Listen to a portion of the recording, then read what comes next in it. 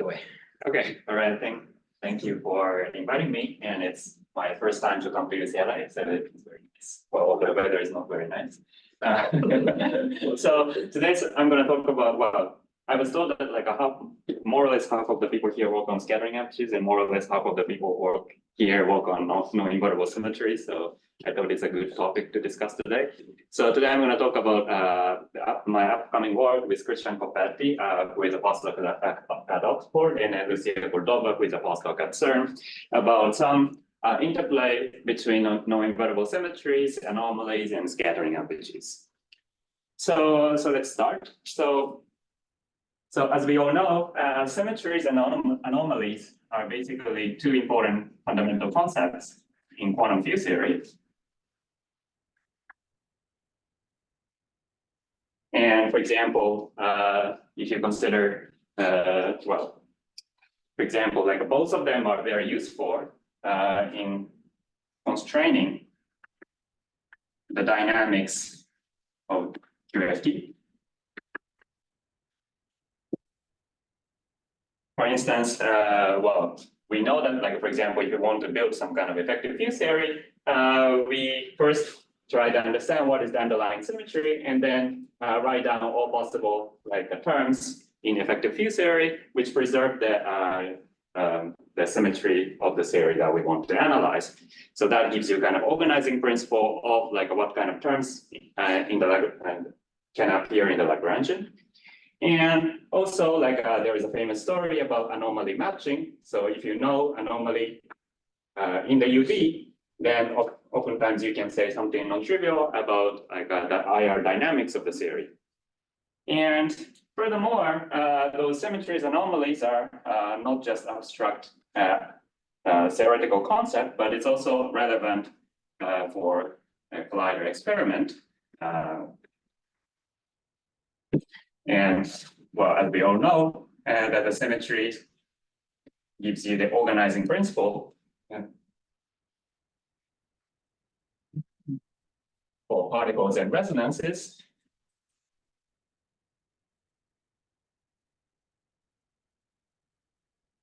For resonances that you observe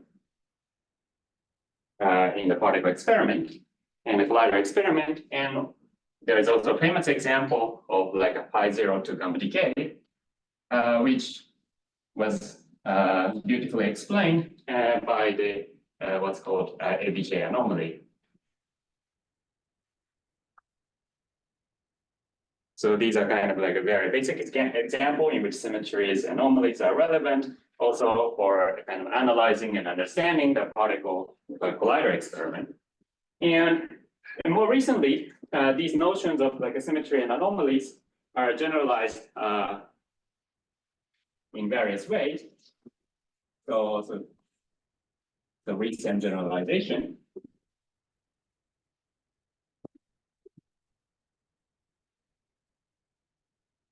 and for the case of symmetry, I guess like many of you heard about it. There is a now still called higher form symmetry.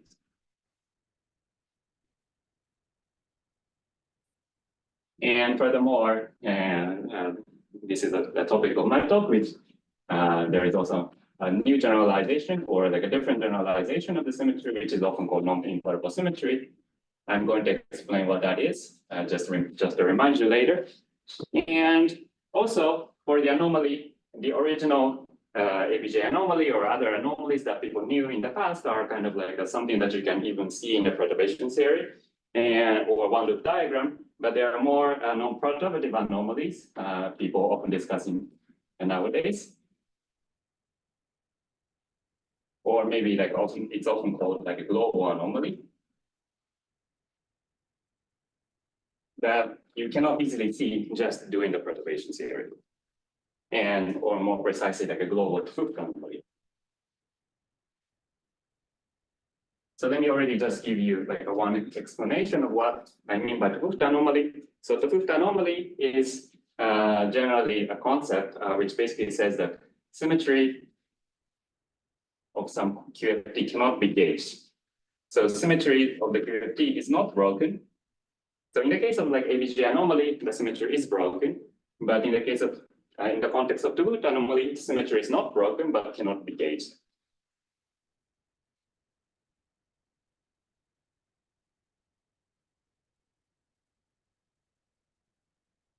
And in particular, today I'm going to focus on the global two-foot anomaly, so whose presence cannot be seen easily in perturbation theory. I'm going to explain a little bit more about it in the case of Z2 anomaly later. Okay, so now the big question that I want to pose or like address in this talk is a question: what are implications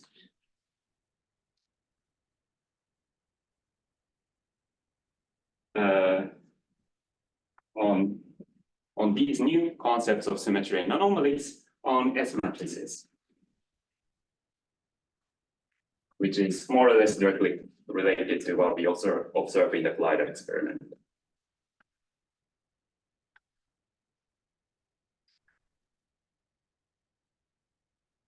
Okay, so this is basically the big question that I want to understand. Right? So but before explaining the details of what we are doing and what we did, let me just say right away that understanding the consequence of these new refined concepts of symmetries and anomalies doesn't seem so easy, especially for the case of global two-foot anomaly. So let me just briefly give you an idea why it seems not so easy. So naively, these are harder.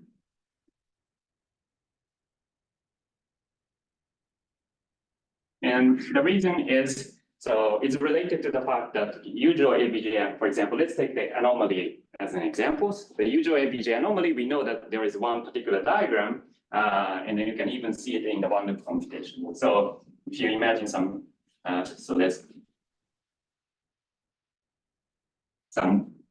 computing some scattering amplitudes using perturbation theory, or like considering some scattering experiments, then if there is this like a triangle diagram which is responsible for the ABJ anomaly shows up in this process, then you immediately see the consequence of ABJ anomaly. However, the two-foot anomaly, especially the global anomaly, is actually harder to see from this point of view. So what is the typical way of kind of diagnosing the global two-foot anomaly? So the typical way of diagnosing the global two-foot anomaly is you first couple so you start with some theory with symmetry, and you couple to G gauge fields. So this is not a dynamical gauge field, but it's a background gauge field. So once you have the current or symmetry, you can couple the theory with symmetry G to the background G gauge field, and then you ask like whether the partition function is invariant or like behaves in a nice way or expected way as you do the gauge transformation. And in particular, in the case of global anomaly, this anomaly can only be detected by doing the large gauge transformation of this background gauge field. And this obviously tells us that like the property that we are detecting here by global anomaly is not a local property.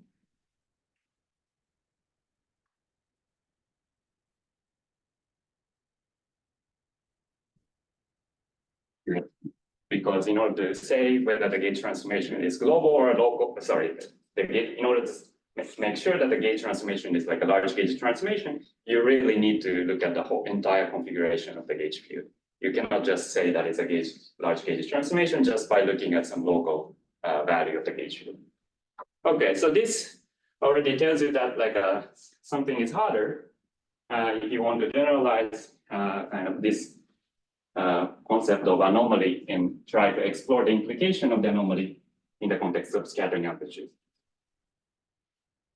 But fortunately, we have found one diagnosis of anomaly or non-invertible symmetry in some simple examples. And let me just give you the punchline of the talk. So the punchline of the talk is the following.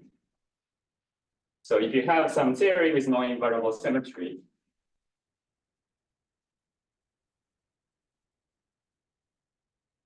or anomaly, global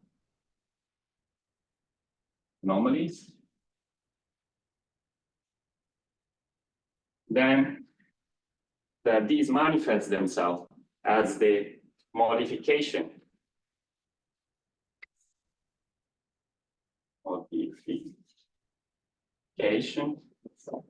of crossing symmetry.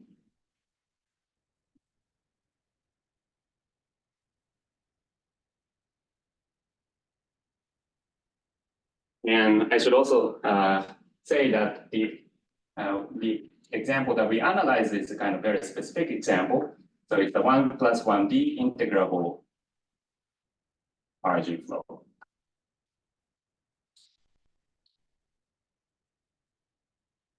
So that's the context in which we discuss the connection between these concepts and the crossing symmetry. So in the hindsight, it kind of makes sense that the crossing symmetry can detect, for example, the global anomaly, because in some sense the crossing symmetry takes is a kind of very large operation that you do in the scattering apertures. You take it ingoing particle and then move it to the outgoing particle, and then take outgoing particle to move it to the ingoing particle. So from what I just said here, it kind of makes sense that crossing symmetry can detect the global anomaly, but of course, those are just words, and I'm going to explain how the crossing symmetry can detect those anomalies.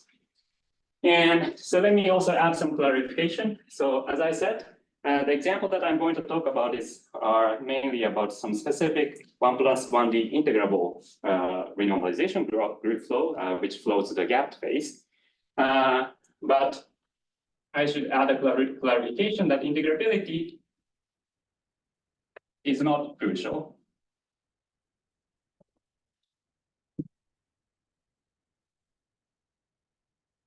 For this connection between non-invertible symmetry and global anomalies and modification. You're claiming it's completely general. Well, yeah. So, okay. I wouldn't say it's it holds entirely in the same form, but in 1+1D, integrability is not crucial, and then it's rather general. And so let me also address the point about higher dimension.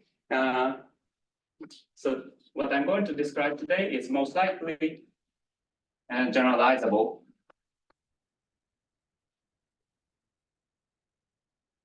to 2+1D as well. And indeed, there have been already some works which pointed out some violation of the crossing symmetry in Chern-Simons matter theory. Although Chern-Simons, which was done by Minwaller and collaborators.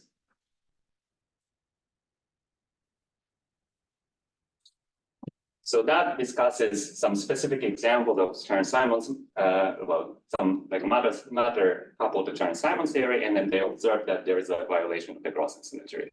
So the language that I'm going to use is slightly different from the kind of an argument they gave, but in particular, they don't really talk about the connection with anomalies, but we believe that something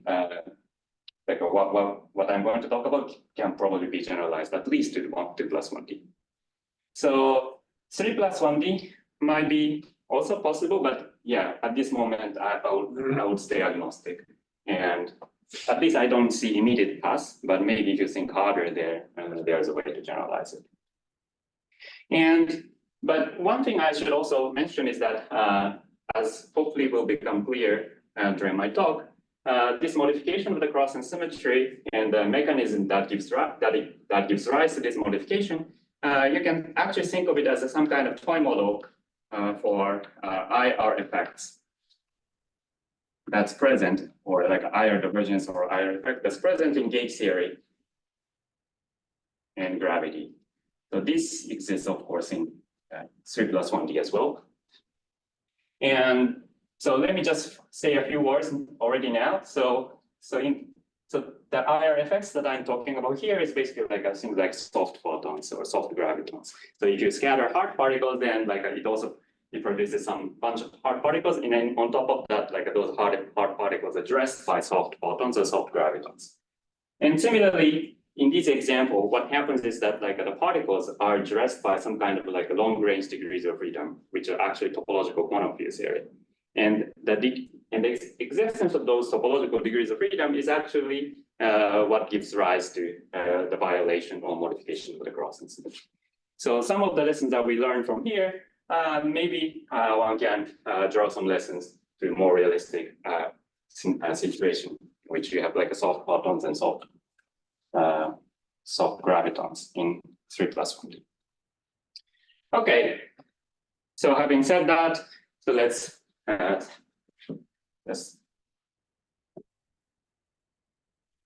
write down the plan of the talk. So the plan of the talk now is to first explain the, first give you the kind of brief overview, crash course on non-invertible symmetry and anomalies.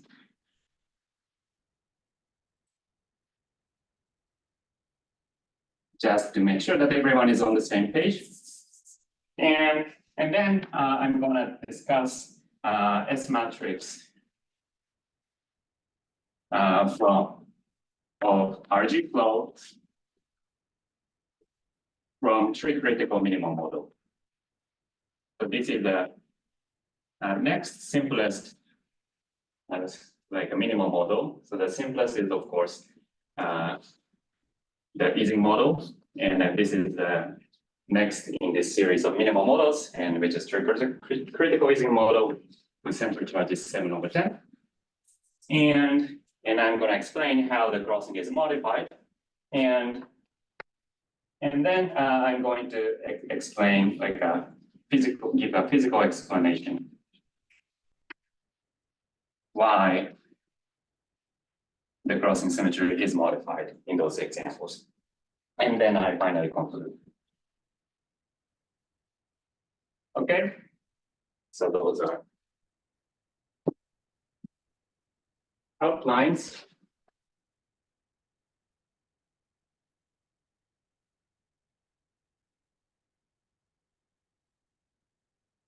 So now let me first start with the overview of the non-invertible symmetries and anomaly. Let's start with the bullet point 1. So let me first review what the non-invertible symmetry was.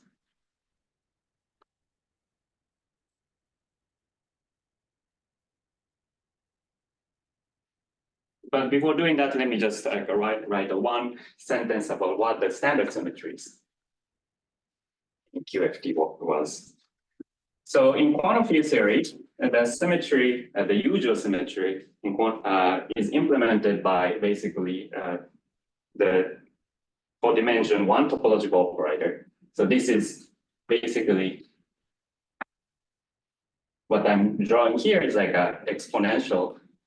In the really like the usual U1 symmetry point of view, like it's basically exponential of the charge operator, where the charge itself is the integral of the current on a codimension 1 surface, and this codimension 1 topological operator G, which is a group, which is an element of the group. And so if you have like a two of such codimension 1 topological operator, and then you bring them on top of each other, then that basically kind of those operators fuse according to the group multiplication law.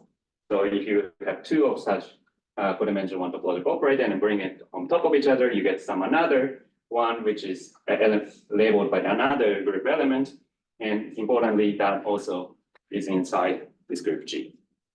Okay.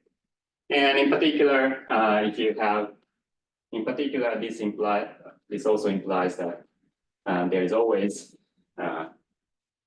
group element, which is the inverse of the topological operator, which is the inverse of the some topological operator.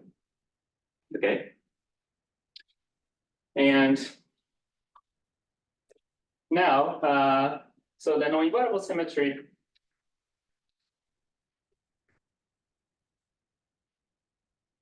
is a generalization of this concept.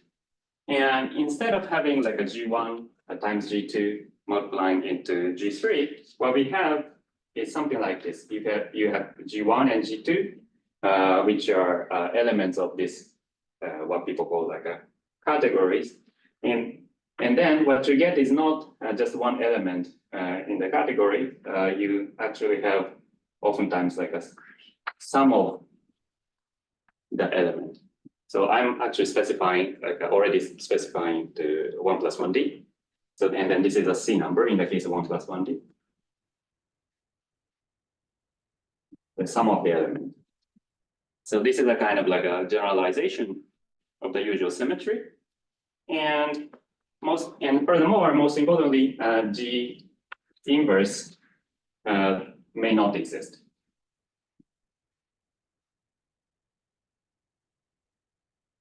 So this is a concept called non-invertible symmetry. And so the examples of those symmetries are already like known for a long time in 1 plus 1D quantum field theory, especially in the context of 1 plus 1D 2D CFT. And furthermore, as you probably know, like many examples are being found in higher dimensions as well. Okay. And so let me just now discuss the simplest example of this symmetry, which you can see in the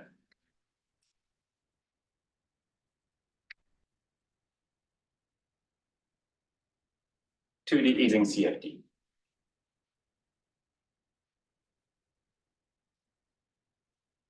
Okay, so what we know about 2D Ising model? So we know that 2D Ising model, as you vary the temperature, there's the critical temperature, and above the critical temperature, the system is in the disordered phase. And below the critical temperature, the system is in the ordered phase. Okay, so this is just a standard thing that you learn in statistical mechanics course. And you probably also learned that there is a kind of transformation, which called Kramers-Wanier transformation, which basically maps the high temperature phase to the low temperature phase. Or like this is often called like a Kramers-Wanier duality. And in particular, this duality becomes a symmetry. So like if the temperature is not at Tc, it's genuinely a duality between different theories, but it becomes a symmetry of the theory when T is precisely at Tc because it maps to itself. So because of that, you can think of it as one of the symmetry. However, there is something weird going on in this Kramers-Wanier duality, and which you can already see in this phase diagram. So we know that the high temperature phase and low temperature phase are both given by some massive quantum, like the continuum description is given by some massive quantum field theory, but there is one crucial difference. In the disordered phase, you have only one vacua, whereas in ordered phase, because the symmetry, Z2 symmetry is spontaneously broken, you have two vacua. And then actually what Kramers-Wanier duality does is to map a theory with one vacua to a theory with two vacua. And this already suggests that this transformation have some kind of kernels, because like a 2 is mapped to 1 and 1 is mapped to 2. And there is remnant of this also in critical points, which is described by like a 2D Ising CFT.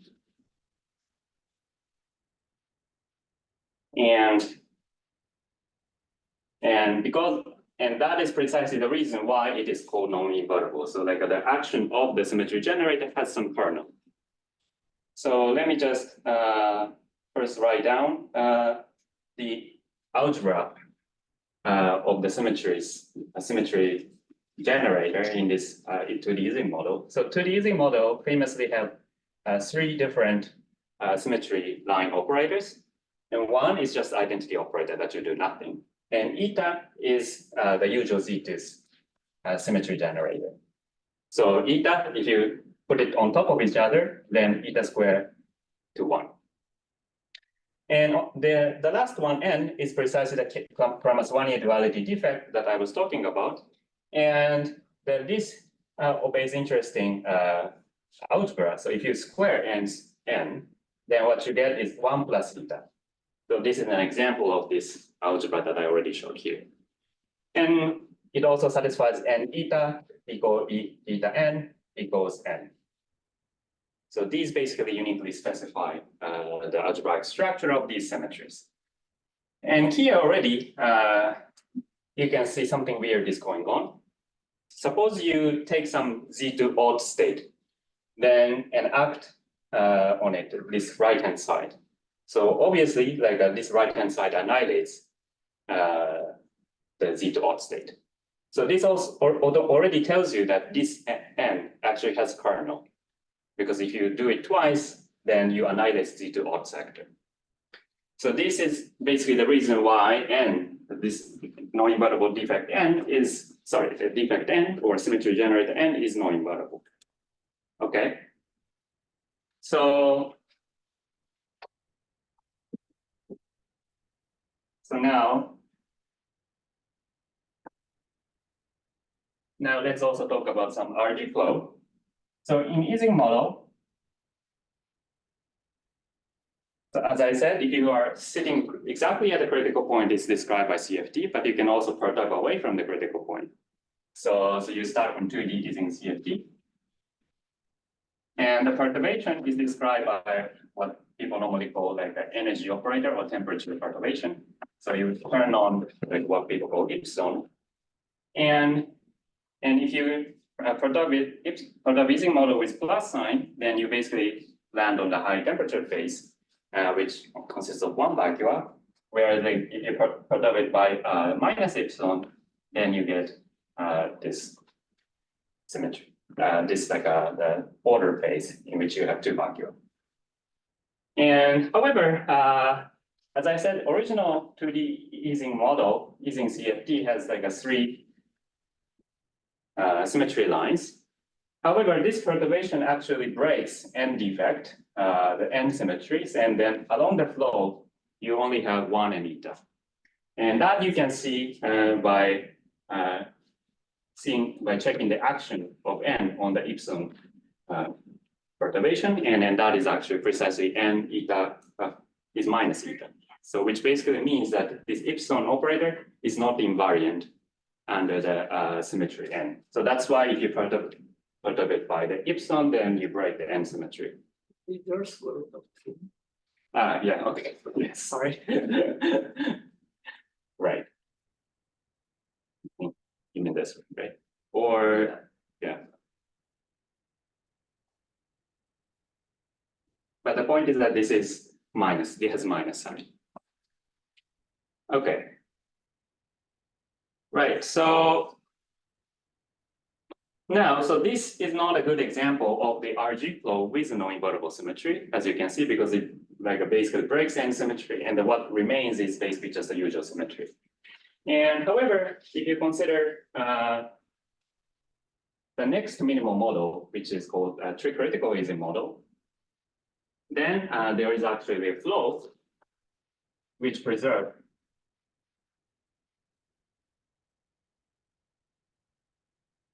this non-invertible symmetry. So tricritical Ising CFT, as I said, is the next in the minimal model, and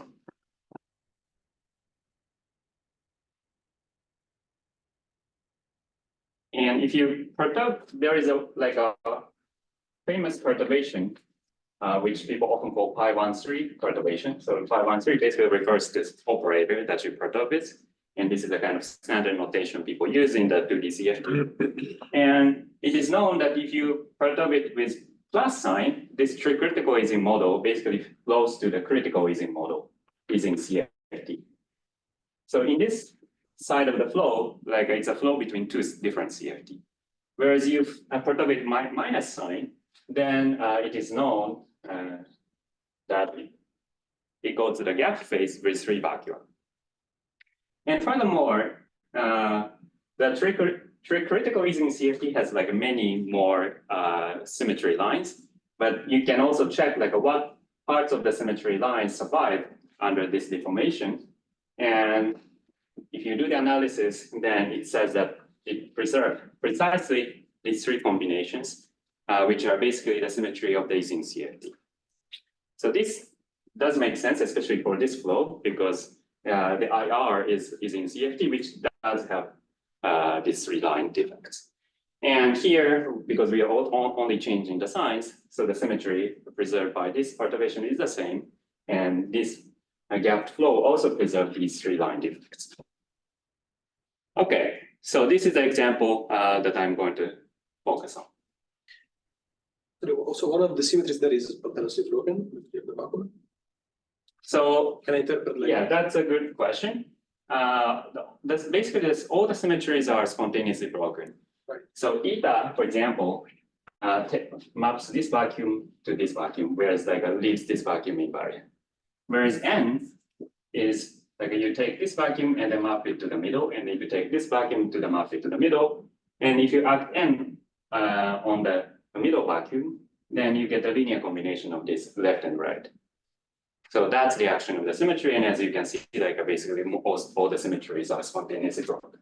Can you remind me, because I can't do this in my head, what's the dimension of phi13? For this here, I don't remember by heart right now, but must be relevant of deformation. But yeah, Is it 1? no, it's not 1. It's not. It's not. Yeah, I don't think it's 1. Okay, so yeah, okay, so because I already spent 30 minutes, so let me now go directly to the point 2 about like talking about S matrix of this flow. So postponing the discussion of anomaly, Z2 anomaly to later.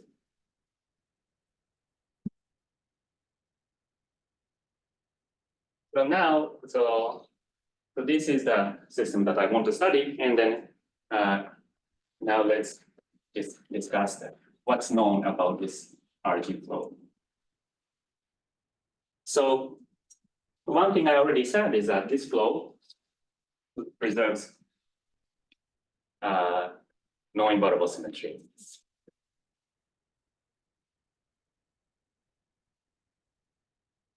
But on top of that, people also argued, or like there was a paper by Zamolotchkov, and people also found that this flow also preserves integrability.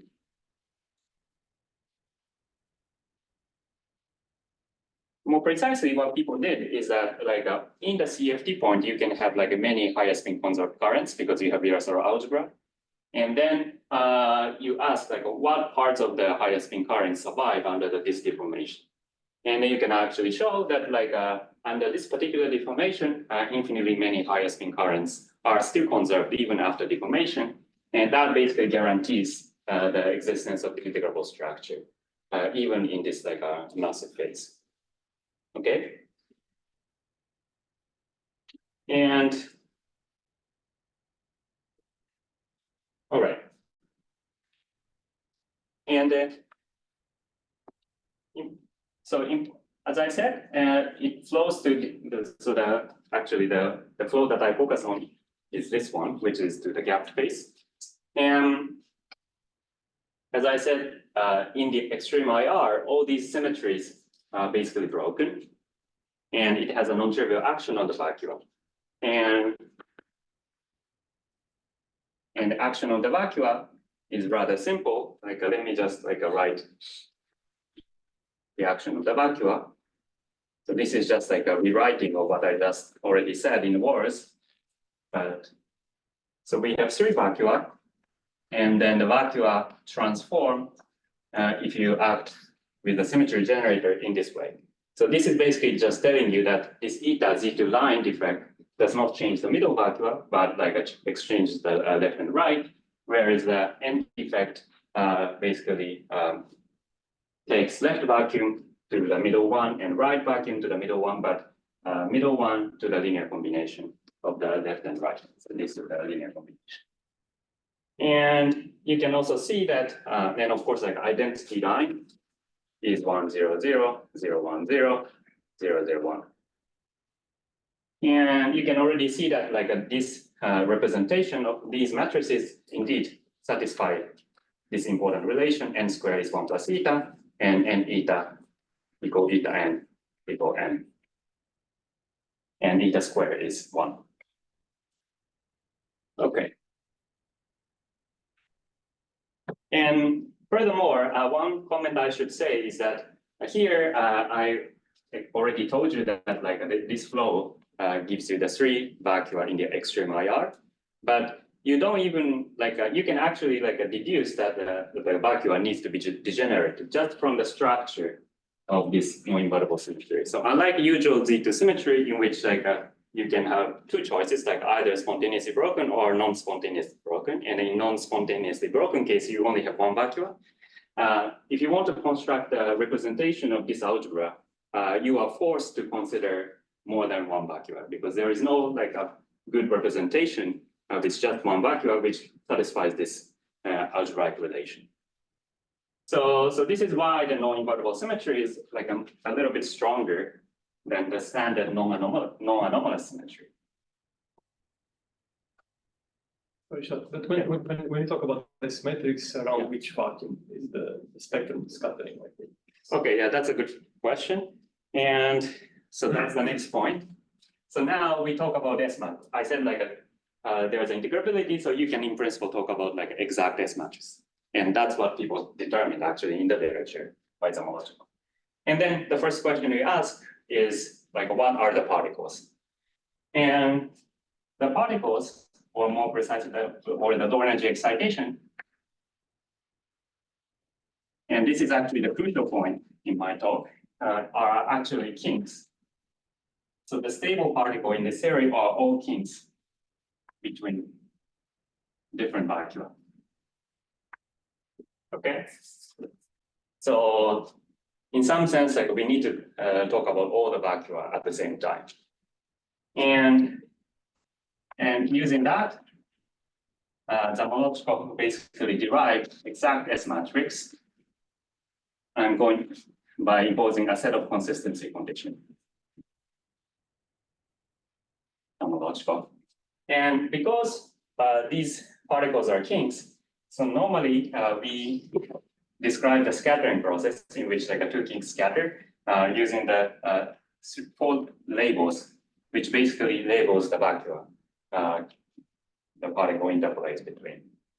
So this means that like you are scattering particles which interpolate between D vacuum and a C vacuum, and then this right particle is like a particle kink that interpolate between C vacuum and D particle. And of course, okay, it also depends on the central mass energy. So it has like four indices together with what people call rapidity, and where rapidity is related to the total mass, total center of energy in the following way. So this is the Mandelstam variable S, and the Mandelstam variable is related to its theta variable in this way. So in higher D, you have S and T, but in 1 plus 1D, you only have S because of the simplicity of the kinematics. So this is basically like the labels on which S matrix depend. And Zamolotchikov basically determined that to be of the following form. So there is an overall factor, which is independent of all these like ABCD indices.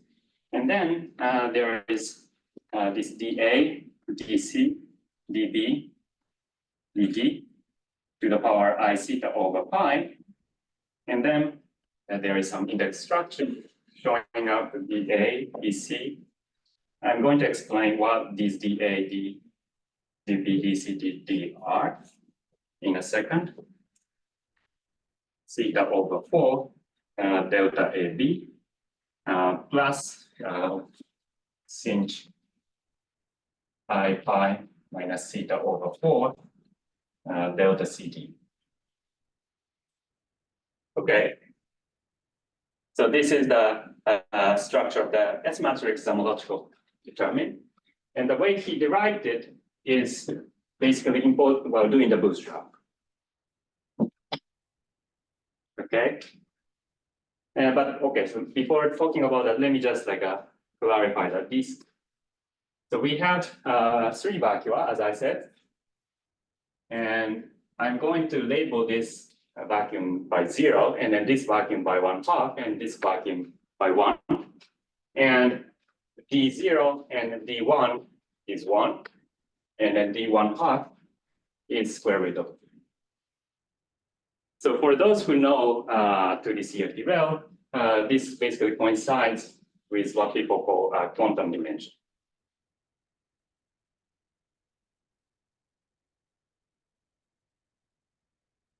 Okay. And then the homological basically determine this S matrix by imposing a set of consistency conditions.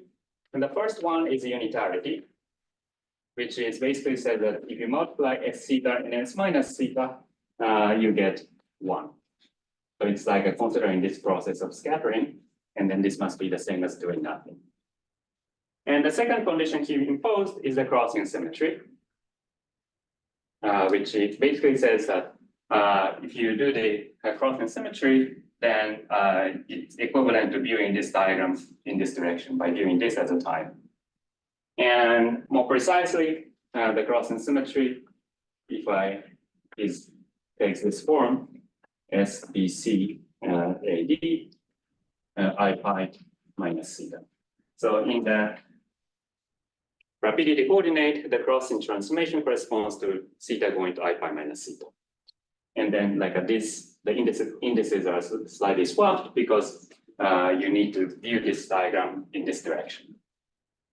Okay, and the final one is the Yang-Baxter equation, because we know there exists an integrability from the consistency condition. These a product of S matrices need to satisfy a non-trivial relation called the Yang-Baxter equation. It's the relation which involves 3 S matrices. So by solving this, the homological determine that this is more or less the unique answer. Okay, so far so good. And of course, as I said, this flow preserves both integrability and a non-invertible symmetry. It is also natural to expect these S matrices, the homological computed, should commute with the non-invertible symmetries preserved along the flow. Okay, and so however, that was never really studied in the literature because the homological determined this S matrix around 70s and 80s, and around that time there was no concept of non-invertible symmetry. So this is the first computation we try to do, and hoping that of course we will be able to verify that we get 0. And the result was actually surprising. And if we did the analysis, then we found that the commutator between the non-invertible symmetry, especially N defect, so it worked perfectly fine for 1 and eta, but for the N defect, if I take the S matrix determined by the homological, it was non-zero. So this is a little bit puzzling. So this basically says that if you add yet another condition, which is basically non-invertible symmetry,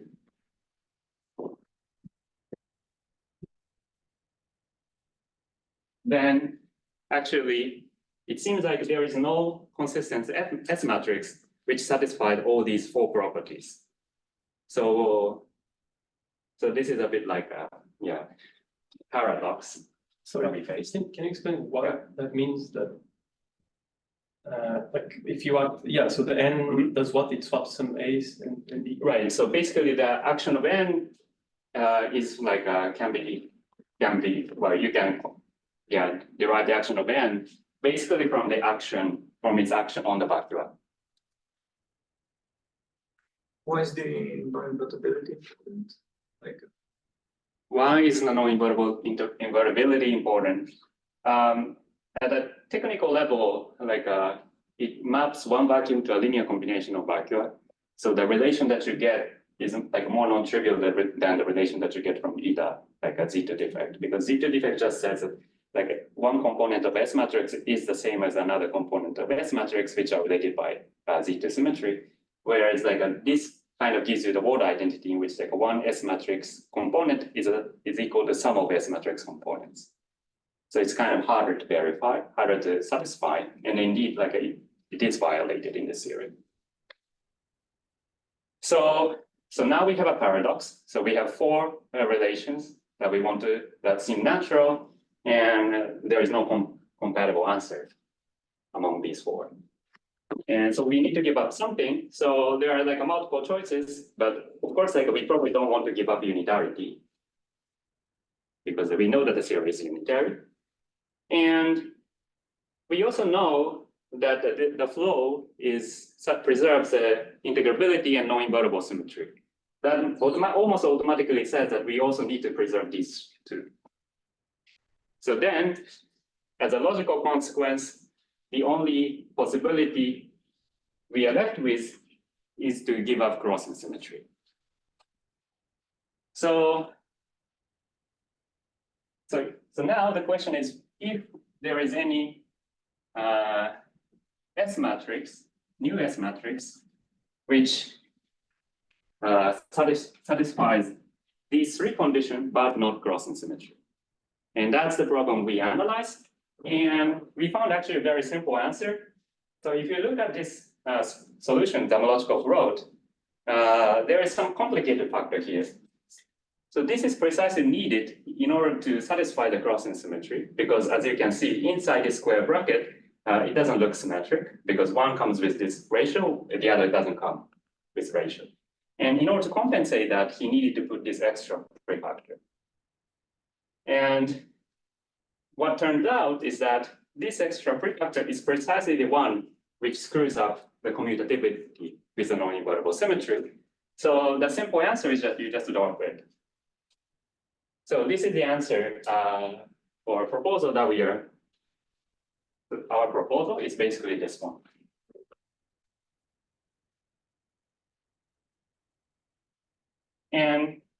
But because, as I said, this prefactor was important for the crossing symmetry.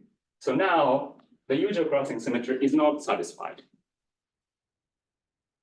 Okay, so instead it satisfies the modified crossing symmetry, which is of this form.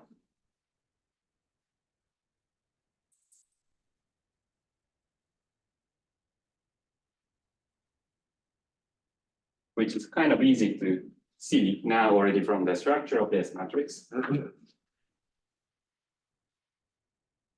But Young-Baxter is okay. Sorry, Young-Baxter Young-Baxter is okay, yeah. Yeah, it's actually not so obvious that Young-Baxter is okay, even if you drop it, because it depends on all these indices. And when you do the Young-Baxter, you need to sum the indices.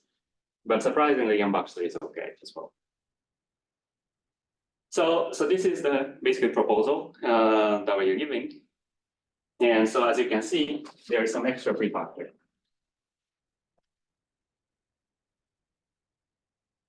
So this is the answer that's forced upon us just by analyzing some logical possibilities, because I kind of argue that this is the only possible consistent answer because we don't want to give up unitarity and Baxter and non-invertible symmetry. But at the same time, like this logic doesn't immediately tell you what is the physical meaning of this extra factor. So then in the remaining 10 minutes, let me just explain the reason, physical explanation. Are you saying that the original S matrix is just the wrong answer, or the theory, or are you? The original S matrix, yeah, we would say it's a wrong answer.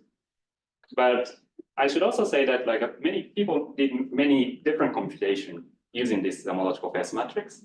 And people even like tried to do what's called thermodynamic phase ansatz, and then flow up to the UV to check if the energy of the finite volume state matches the dimension of the operator that you see in the CFD. And indeed, like people found the correct answer using this S matrix. But what we found is that we also reanalyzed that computation using new S matrix, and that also gives the correct answer. So actually, like if you carefully look at the computation, actually this factor cancels out in the computation. Okay. Is there an obvious guess for some observable that would be sensitive to that? Yeah, that's a good question. And I think if you look at the dimension of the state in the twisted sector, especially like if you insert n defect and then look at the dimension of the energy in the twisted sector, I think that can be sensitive to this factor. But nobody has done computation yet. All right. So what is the physical explanation? So the physical explanation is well. Let me just say that. So that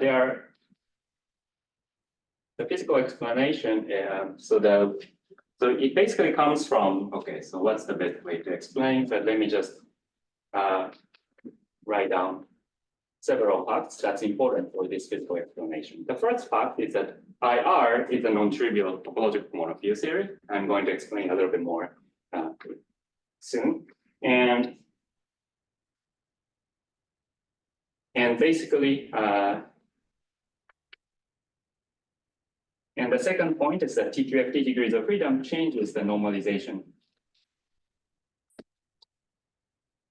So I'm just first write down some summary, and then I explain what I really mean by this. Normalization of the in-state and out-state. And the normalization differ between S and T channels. So here, I just gave a summary, and then I'm going to explain the detail. But the point is that there are some kind of long-range modes that are propagating here in this theory, and then that long-range mode changes the normalization of in-state and out-state, and furthermore, that normalization is not invariant under the Grossman symmetry. So that's basically like one line, or actually 3 line or 5 line summary of what I wanted to say from now. Okay, so now let's discuss it in more detail. So how do you define S matrix? Like normally people define S matrix using, for example, LSC. But alternatively, one can think about defining S matrix in the following way. So let's define S matrix by first doing the path integral on a big disk. So you draw a very big disk in flat space, and then you specify the boundary condition. So because we want to scatter kinks, so we need to specify the boundary condition so that this vacuum is A, and this vacuum is B, this vacuum is C, and this vacuum is D. And then do the path integral. So this is just a purely Euclidean computation and a path integral. And we also want to make sure that this is big enough. So MR must be much larger than 1, where R is the size of the disk. And now, so this is a Euclidean computation. And as you can see, you can just rotate this circle. So like this computation is in some sense, well, crossing invariant. So there is like a no preferred S channel or a T channel.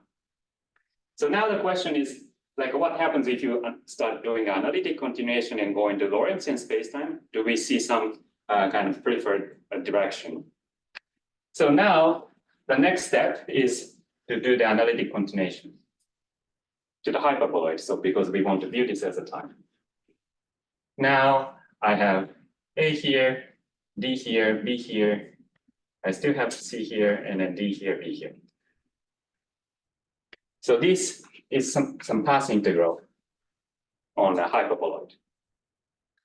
And then you basically push this line to future infinity and past infinity. And furthermore, so like this partition function depends on the position of the insertion, but you convolute this insertion with some wave function, plane wave function.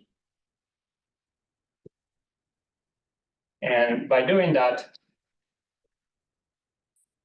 you can basically recover the S matrix. So this is not like a standard textbook way of like getting the S matrix, but basically like this idea was actually already discussed in one of the section of Isaacson super QFT textbook, although it's not like what people normally learn these days, but there is also a way to recover the S matrix from this point of view.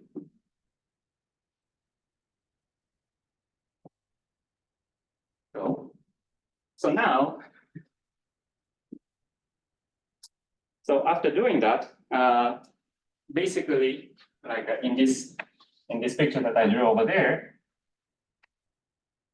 this part of the picture becomes, you can think of it as the in state. And in this part of the picture, after doing all the manipulation, you can think of it as an out state. And then like this path integral basically compute the overlap between out and in. And that gives rise to the S matrix. Now, but of course, like we also need to make sure that these in state and out state are normalized in a correct way. So roughly speaking, we need to put this factor as well. Because of course, like if I multiply some arbitrary number to in state, naively, if I don't put this factor, then you change the S matrix, but that's certainly not what we want.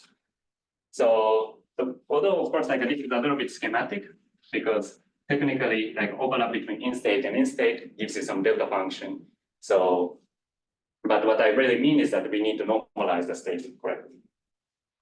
So now we can start seeing the problem, or in the presence of some degree, in the presence of long-range degrees of freedom. TQFT. So this in basically is an overlap between this configuration in which you have some vacuum, and then the vacuum emits some soliton. But here, like we really want to kind of compute just a norm. So if you look at the topological degrees of freedom, because it's insensitive to the precise topology, so you can actually come back to the sphere and then compute this normalization using this, where these lines are kind of soliton lines. And this you can actually compute using the TQFT language, because these soliton line, the action of these soliton lines is precisely the same as action of n, because it interpolates between neighboring vacua. So, and there is a way to compute this expectation value of this network using TQFT, and that gives you this answer. Okay. And the same is true for out-out. Now, instead of C here, I have A here. And that gives you actually the same answer.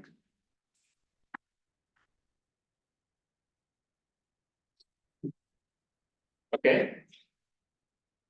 Now, so this basically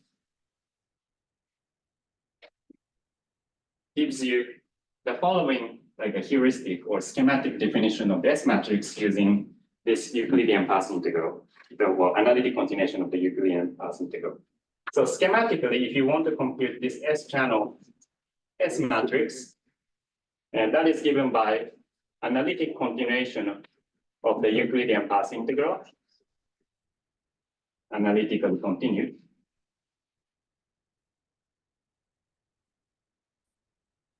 Divided by precisely by square root of these normalization factors. So, and then these ones can be computed by using the TQFT technology.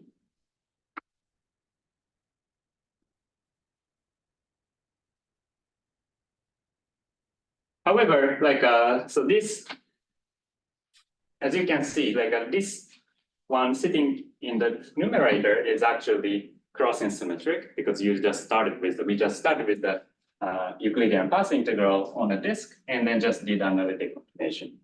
But as you can see, this normalization factor actually has a preferred direction. And if you want to do the same thing for T-channel, then what you have is the same thing here. But now we need to, the definition of the in-state and out-state is different because I need to cut the diagram in this way. So I get this expression. So here I get DD, AC, BB, AC. And now this already actually gives you the necessary modified crossing factor that we observe in the theoretical Ising model flows. And more precisely, using this, we can show that this is basically given by ratio of these lines, TQFT factors,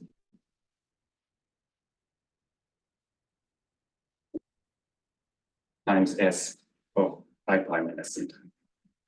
And if you compute explicitly this factor, then you precisely recover the factor that we found before. Sorry, but this argument doesn't use the existence of non-invertible symmetry.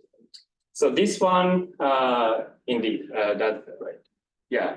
It's even stronger if you want, because you're really proving that the crossing symmetry that you should have required is the one that is actually satisfied by non-invertible symmetry. Right. So this one is kind of like a general, indeed. Yeah. Sorry, I'm not sure if I'm understanding your point, but yeah. But for example, you can also use this argument to show that the crossing symmetry, there is a modification of the crossing symmetry in the usual Z2 symmetry, but with anomaly. So in the usual Z2 symmetry with anomaly, the value is simple, just plus or minus. But now we need to take this ratio.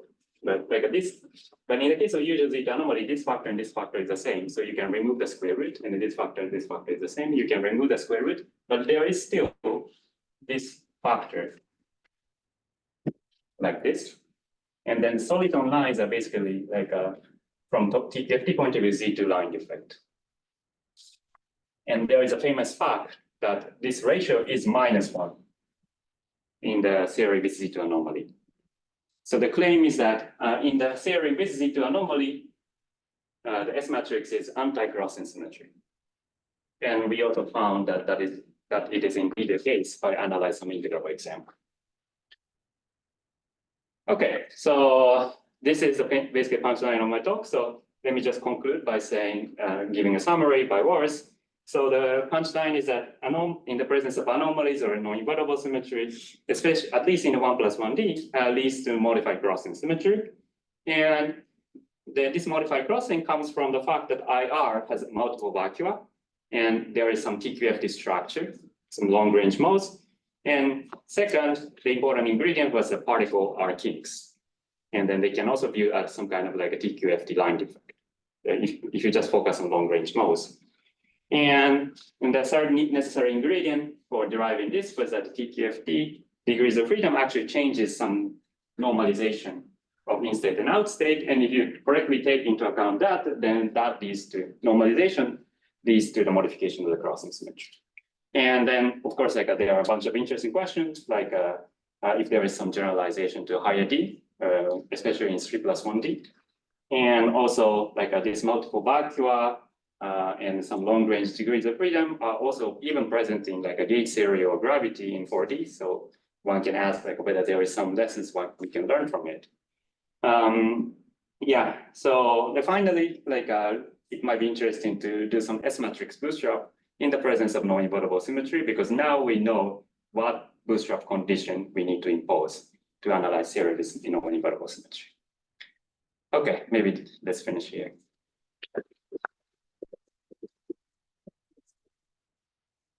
Can you comment more on 3+1 dimensions? Like where you even begin to, Right. where do you want to begin? Where would you start? Yeah, that's a good question. Right.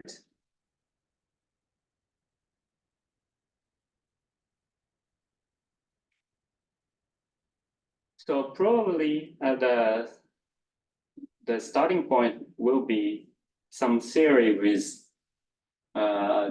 two-form symmetry. So in this story, especially like in 1+1D story, it was important that particles word line can be viewed as some kind of like a symmetry generator. But of course, like the word line is still one-dimensional, even if you go high in the high dimension. So you cannot just use the usual symmetry. So you need to use a higher form symmetry. And in 2+1D, you need to use one form symmetry. In 3+1D, you need to use two form symmetry. But there is one problem in talking about two form symmetry in 3+1D, because we know that there is no usual anomaly in 3+1D. Unlike like a zero form symmetry in 1+1D or like one form symmetry in 2+1D. But there can be some situation in which like there is some kind of complicated mixed anomaly with some different symmetries. So maybe like those exotic theory might be the kind of first target to understand the analogous effect.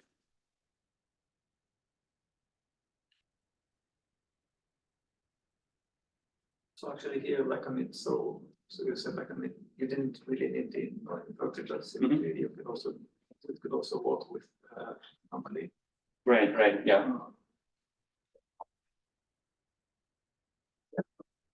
So indeed, like maybe the higher dimensional incarnation of this would be like a two-group structure involved. Right, yeah. For instance, two group might be, yeah, indeed, like a possibility.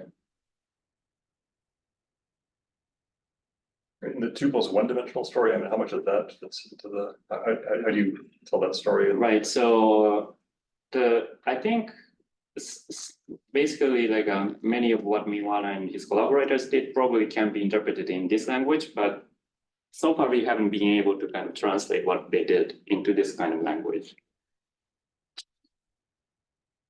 But they did the direct computation, right? Yeah, they did the direct computation, and also more recent paper, they kind of like use the structure of braiding and fusion of Chern-Simon theory to kind of conjecture the finite and finite K modification of the cross symmetry. But what you just said, you were suggesting that somehow one should only focus on the things that are actually exact one form symmetries of the theory. And I think their examples don't have any.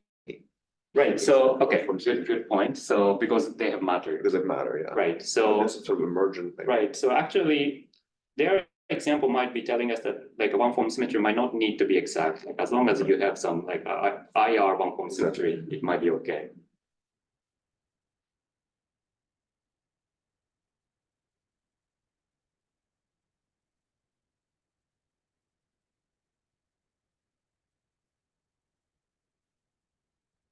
And it might, but then again, it might be worse in the sense that if you have a TQFT at long distances, might get much more complicated braiding than what you Yeah, that's true. one Yeah. form symmetry. Right. So the 2+1D is certainly more complicated because braiding is going to play probably more important role. Right. Here, like basically there is nothing like braiding, and everything was just like boiled down to evaluating this network of line difference. So in the 2+1, the example, there is no TFT in there, right? It's just a CFT because you have massless matter. No, they have massive. The case they analyze is the massive matter. They perturb it. They perturb it, like they analyze massive matter. Okay. But because they have matter, that actually breaks the one form symmetry. Right. But still, like because the matter is massive, like in the IR, there is a one form symmetry.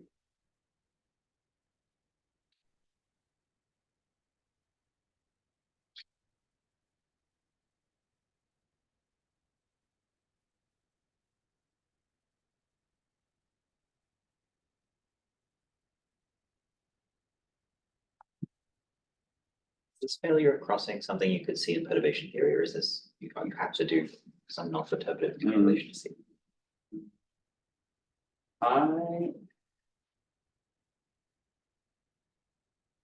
I would guess in the example that I described, it's probably hard to see it in perturbation theory.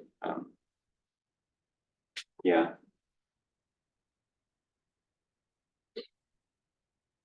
The Shiraz example, they were in perturbation. they basically kind of resound like a large N perturbation theory, I guess. Yeah, the thing is that here, like they have, in their example, like they have like a UN gauge, like a Chern-Simon gauge series. So I guess the presence of some topological degree of freedom was kind of more obvious in UV description, or in the perturbation theory. Here, like the TQFT degrees of freedom is more like a Z2 gauge theory or Z2 symmetry. So I think that's harder to see in perturbation theory.